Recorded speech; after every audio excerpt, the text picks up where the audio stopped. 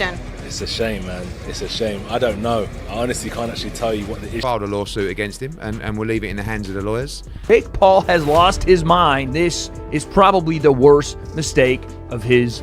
This guy is a fucking animal. Like, he has a video. Shocking news as Anthony Joshua reportedly loses his patience and files a $500 million lawsuit against Jake Paul after the fight collapse. Joshua was locked in, trained hard, and fully ready to go. Yet Jake still backed out. Anyone in Joshua's position would be furious, because he treated this as a real fight, not entertainment. Exactly. It's not on me, innit? I was ready to fight. So yeah, he fucked up. Jake Paul saying he barely thought about the situation and does not care explains exactly why everything unraveled. He dismissed a cancelled fight as nothing, called the lawsuit stupid, and bragged about being 5-0. Meanwhile, Anthony Joshua spent months preparing, only for Jake Paul to shrug it off like it meant nothing. Oh, I haven't really even put any thought into it. Don't care. You know, I get sued all the time for stupid shit. I'm 5. Johnny Nelson watching all this unfold can sense something deeper behind the scenes. When a veteran hints that more information will eventually surface, it means Jake Paul has not revealed the full truth. Real fighters do not run. Yet Jake keeps offering excuses instead of explanations. Something's going on, so maybe it's a sign of things to come, and Eddie might have nudged himself back into faith. Eddie Hearn is looking straight through Jake Paul because he understands precisely what went wrong. Calling Jake stubborn shows how disconnected he is from the real business of boxing. Hearn's tone makes it clear that Joshua's team took this seriously from day one, while Jake Paul disrupted everything they built. And he's stubborn, and you know, he doesn't understand what the business means to us. So, you know, again, this is not something that we do often, but we're not fucking around here because Jake Paul admitting he is not ready for a world champion like Anthony Joshua reveals everything. He sounds lost, uncertain, and overwhelmed by the moment. When someone repeats, "I do not know," they are mentally unavailable. Joshua is operating on another level, and Jake Paul simply could not handle the truth of facing a real heavyweight. I don't know. I haven't thought about that possibility. I mean, could you envision that someday? I don't know. I think. Eddie Hearn making it clear that Jake Paul pulled out of the fight, and calling the decision ludicrous, shows how much damage was done. Netflix invested, MVP invested, and Joshua committed fully. Jake Paul still walked away. Every sign points to him being unprepared and forcing others to deal with the fallout. to pull out with all the money that's been spent and for squeaky bum time is not the way forward. And I think Jake Paul's game. Jake Paul calling Anthony Joshua daddy and talking about staring at his chest exposes how intimidated he actually is. Instead of speaking like a fighter, he sounds overwhelmed by Anthony Joshua's physical presence. If height alone rattled him, imagine the reality of absorbing true heavyweight power. Right here. Just looking up at Daddy there and just seeing, you know, how big he is, and just my eyes were kind of going into his nipples and stuff, which I kind of liked. And then basically I was just like, whoa, he's big in that. And then, yeah, I can't believe. Johnny Nelson expressing surprise says everything about Jake Paul's professionalism. Even a veteran expected better. Jake clearly derailed the situation, leaving chaos behind.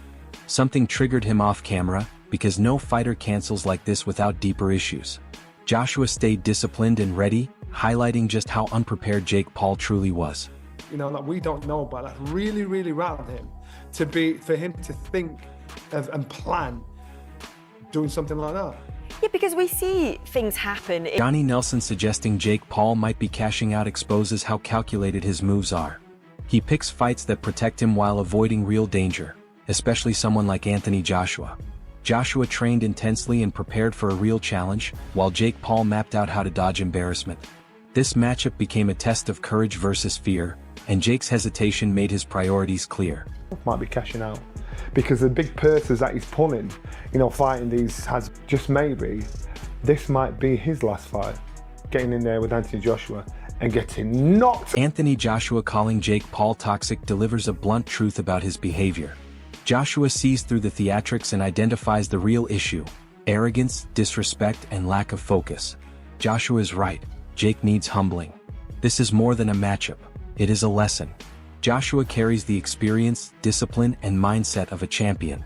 The psychological edge is already his. Disease, I feel like he's toxic. I feel like you can put any top heavyweight in the world up here, and he'll probably say the same thing about them all. So it's just him as a person, and then he just needs a beat down. Conor Benn recognizing Anthony Joshua as a British boxing hero reinforces the reality here.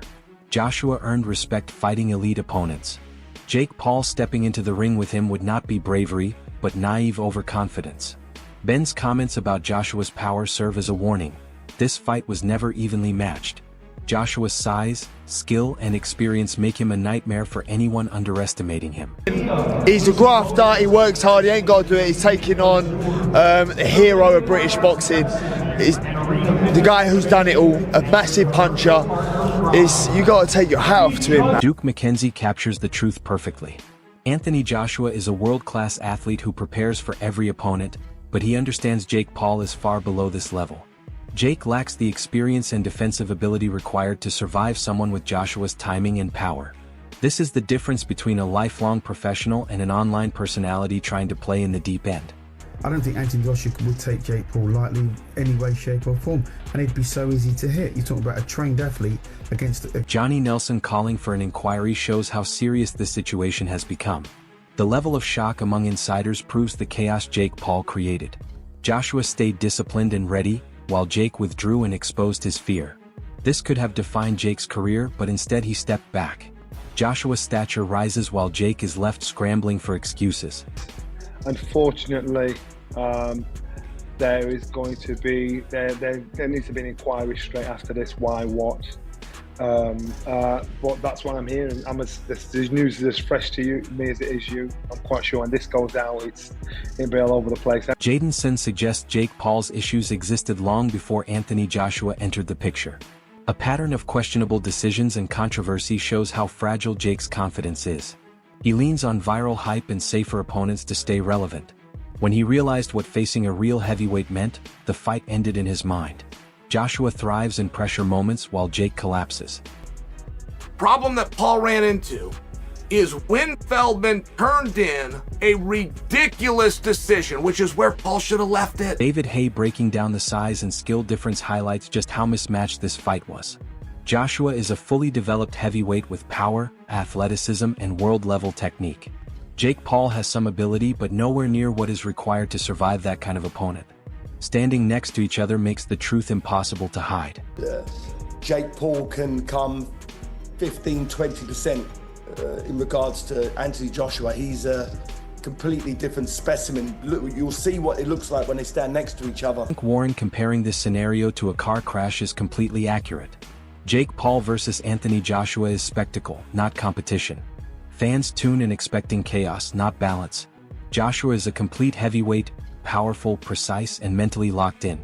Jake thrives on hype, but hype does not win at this level. Warren's analogy fits because everyone knows who controls the outcome. Can he do it or not?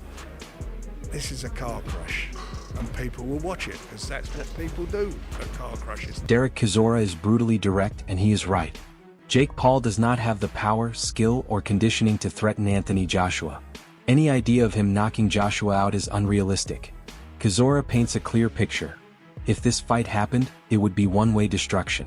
Joshua's strength and experience would overwhelm Jake Paul instantly, leaving him badly exposed. Whatever happened to be exciting. Does he have the power to knock out Joshua? No, he hasn't got the power to knock out Joshua. How does that fight end?